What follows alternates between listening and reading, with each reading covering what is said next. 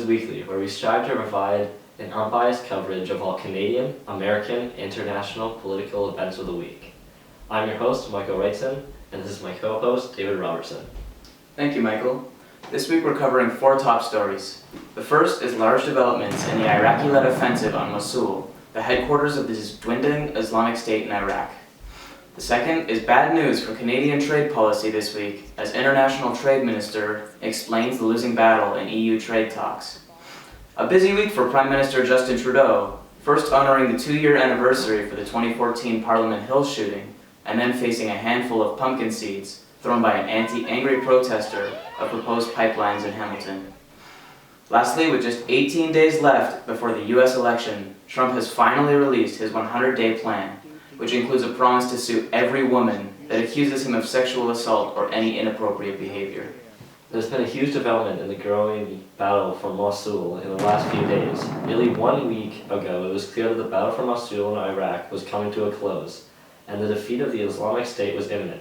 However, the fighting over the last week has been extremely violent on both sides, and the dwindling of the Islamic State is beginning to resort to desperate measures to push the ever-gaining Iraqi forces away from the IS headquarters in Mosul.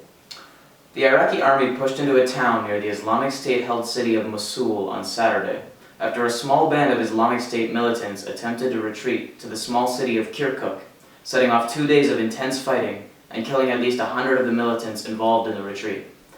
The United States Defense Secretary Ash Carter later met with Iraq's Prime Minister to discuss the push to retake Mosul from the Islamic State, which is already underway with U.S. airstrikes and military presence aiding the Iraqi army surrounding Mosul, which was captured and held by the Islamic State since 2014. The Iraqi army said the 9th Division has pushed into the town of Hamdaniya and raised its flag over the government compound, but there is still Islamic State presence in the town that is yet to be completely extinguished. The town is around 20 kilometers from Mosul. Hamdaniya is believed to be mostly uninhabited, with only military presence from IS and the Iraqi army currently occupying it. Iraqi forces have yet had to maneuver countless IS-planted roadside bombs, Islamic State snipers, and suicide truck bombs on the approach from Hamdaniya to Mosul. Yes, and in the last week, at least two Iraqi journalists have been shot dead covering the offensive on Mosul, increasing the death toll for reporters in war-zone Iraq and Syria. Al Samaria TV says that cameraman Ali Risan was shot in the chest by a sniper Saturday during a battle in the Al-Shura area. Other journalist Ahmet Hagaroklu of Turkmeni TV was shot by a militant sniper Friday while covering the IS assault on Kirkuk. The world awaits a swift and successful capture of Mosul by the Iraqi army. This offensive on Mosul is widely agreed to be one of the last steps in the collapse of the Islamic State, which has been rapidly on decline for almost a year now. Our next story is about the decaying trade deals between Canada and the European Union.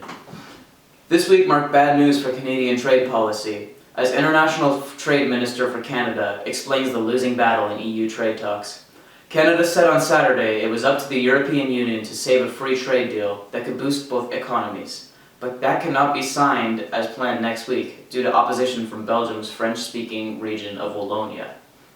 The Walloon government is awaiting new proposals from the European Union Commission.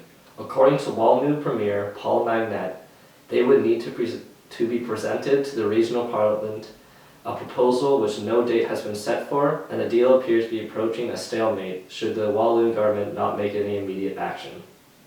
From Canada's perspective, our work is done. We've done our job. We have finished negotiating a very good agreement, and Canada is ready to sign this agreement. Now the ball is in Europe's court, and it's time for Europe to finish doing its job. We very much hope that that will happen. I very much hope that I will be able to return here in just a few days to Europe with my Prime Minister, and that we will be able to, as we had planned, sign this agreement with Europe on the 27th of October. All 28 European Union governments support the Comprehensive Economic and Trade Agreements, also known as CETA, but Belgium cannot give support without approval from all 5 of its regional divisions. French-speaking Wallonia has steadfastly opposed the deal, placing the 30 countries involved at a stalemate until Wallonia can approve. Canadian Trade Minister Christina Freeland said Canada was so ready to sign the pact and that negotiations regarding changing the agreement were over. She was quoted saying, "We have done our job, we have finished negotiating a very good agreement. Now the ball is in Europe's court," she said after meeting Martin Schulz, President of the European Parliament. Schulz has held an emergency meeting with Magnet and bid and keep the deal alive. The door for every single step is open, but it's still quite clear that the problems on the table are European problems, Schulz said. If the deal fails, the European Union's hopes of completing similar deals with the United States or Japan would be greatly affected, adding to the EU's persistent issues of Britain's vote to leave it and its disputes over European migration crisis. A busy week for Prime Minister Justin Trudeau, first honoring the 2-year anniversary of the 2014 Parliament Hill shooting, and then facing a handful of pumpkin seeds thrown by an angry protester of the proposed pipelines in Hamilton. This Saturday marked a somber anniversary in Ottawa. It's been 2 years since the attack at the Cenotaph and Parliament Hill that killed Corporal Nathan Cirillo. Prime Minister Justin Trudeau issued a statement about the attack on Saturday. "This vicious attack at the very heart of our democracy sought to frighten and divide Canadians," Trudeau said. "Instead, it had the exact opposite effect, drawing us closer together and making us stronger." He went on to say in the wake of a deadly assault, "Parliamentarians and the Canadians united to condemn terrorism and further embrace our diversity." On October 22, 2014, Cirillo, 24, was shot fatally from behind by Michael Zahaf Bibeau, who then stormed into the House of Commons before he was shot down by security forces. 2 days earlier, Warrant Officer Patrice Vincent, 53, was killed by Islamic extremist Martin Couture-Rouleau in a hit-and-run in Saint Jean-sur-Richelieu, Quebec. Trudeau also faced a bizarre interaction with an angry protester in Hamilton on Friday. After a short meeting with the Hamilton City Council, Trudeau was met by an angry protester throwing pumpkin seeds and yelling, "Keep your promises." Awesome. Thank you. Keep your promises.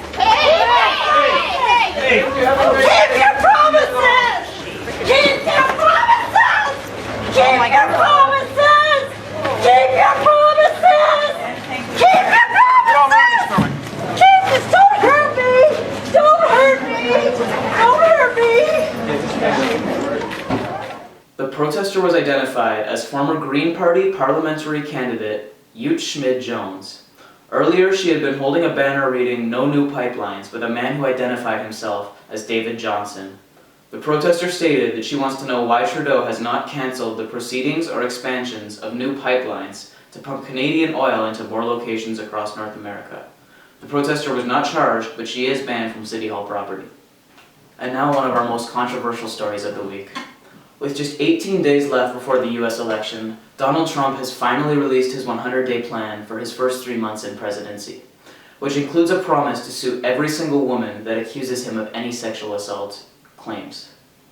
Yes, Donald Trump vows Saturday to sue every woman who is accused of sexual assault or other inappropriate behavior. He called them liars, whose allegations he blamed Democrats for orchestrating.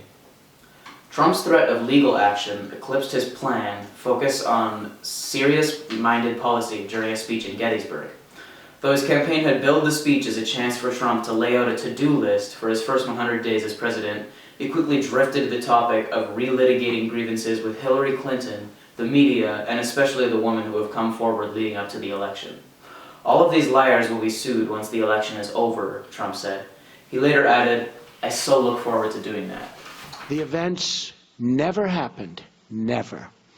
All of these liars will be sued after the election is over.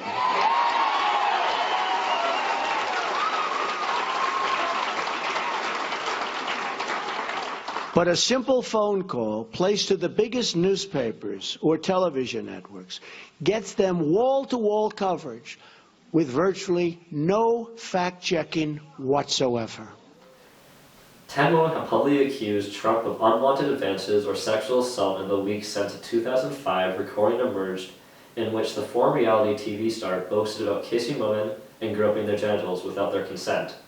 Trump has denied all allegations while insisting that some of the women weren't attractive enough for him to want to pursue.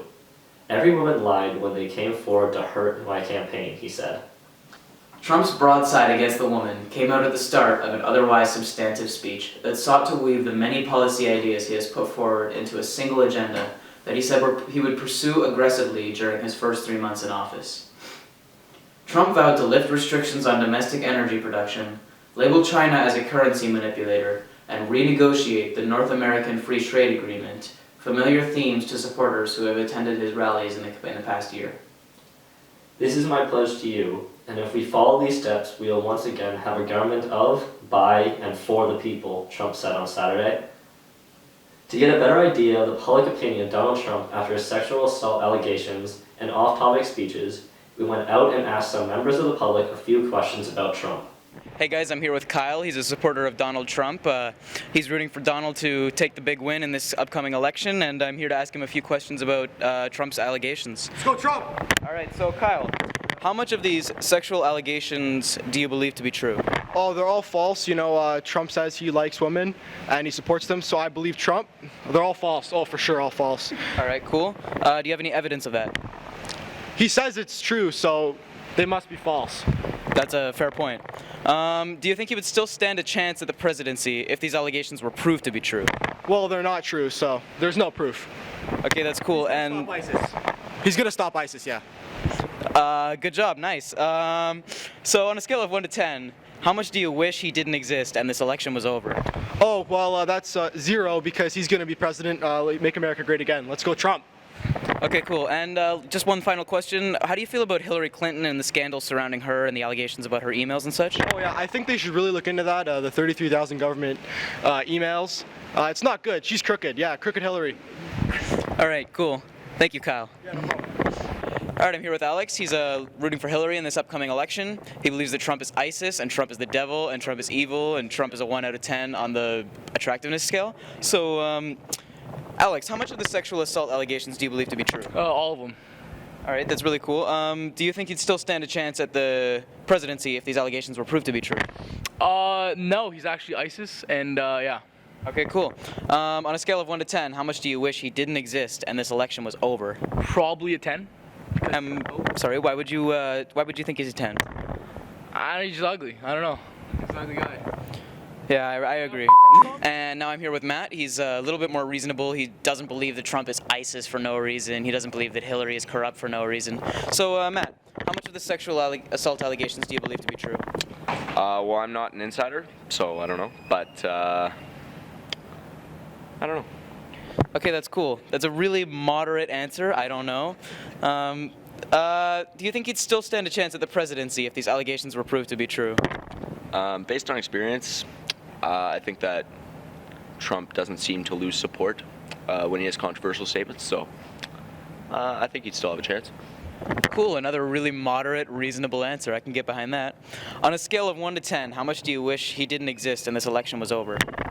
Well, I'm going to stick with the modesty and go with 5.